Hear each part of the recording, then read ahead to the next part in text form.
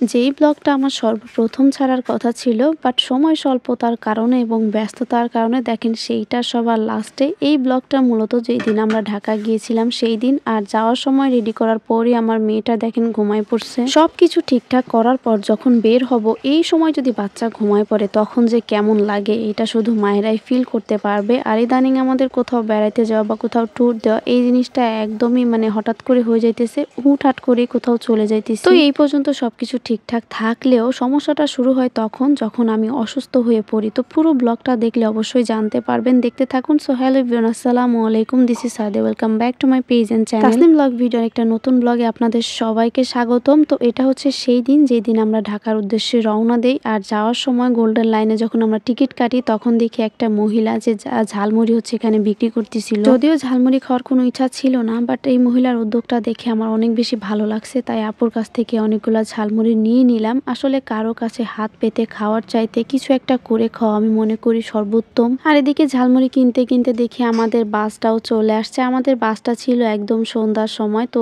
আমরা এখানে টিকিটটা দেখাইছিলাম যে এটা আমাদের বাস কিনা, পরে শিওর হয়ে দেন হচ্ছে গাড়িতে বিসমিল্লাহর নাম নিয়ে উঠে গেলাম। আমি কিন্তু শারীরিক এবং মানসিক দুইটা ক্ষেত্রে আলহামদুলিল্লাহ খুবই সুস্থ, খুব সহজে ভেঙেও পড়ি না, আবার খুব সহজে অসুস্থও হই না। তবে কেন যেন এইবার বাসে ওঠার পর থেকে আমার একটু অসুস্থতা লাগতেছিল। যেহেতু সন্ধ্যার দিকে গাড়িতে উঠছিলাম, গাড়িতে ওঠার পর এখন যেহেতু শীতকাল, তো দরজা জানালা সবকিছু বন্ধ করা ছিল। আর একটু পর থেকে আমার শরীর গা গুলাইতেছিল, মাথা ঘুরতেছিল, কেন যেন একটা শরীরের ভিতরে অস্বস্তি ফিল কাজ করতেছিল। সময়টা যত আগাইতেছিল শরীরটা তত বেশি অসুস্থ হইতেছিল। এক পর্যায়ে আমার খুব জোর একদম বমি বমি আসতেছিল। আর এইবার আমরা যাইতেছিলাম ফেরি পার হয়ে। তো ফেরিতে আসার পরই আমি হেজাব টেজাব সবকিছু খুলে একদম বসে পড়ছি। তো এখানে খোলা আকাশের নিচে কয়েক মিনিট দাঁড়িয়ে তারপর চোখে মুখে পানি দিয়ে হালকা কিছু খাওয়ার পরে একটু আমার কাছে ভাল লাগতেছিল। তবে আমি হেজাবটা খোলাই রাখছিলাম, কারণ আমার মনে হয়েছিল এভাবে আমার কাছে ভালো লাগতেছিল। তো আলহামদুলিল্লাহ ওভাবেই হচ্ছে কোনো মতে রাস্তাটা পার করতেছিলাম। আর একটা না যাইতেই শুরু হয়ে যায় আর একটা বড় ইলাহি কাণ্ড। ঢাকার ভিতরে ঢুকে যাওয়ার পরপরই তো শুরু হয়ে যায় জ্যাম।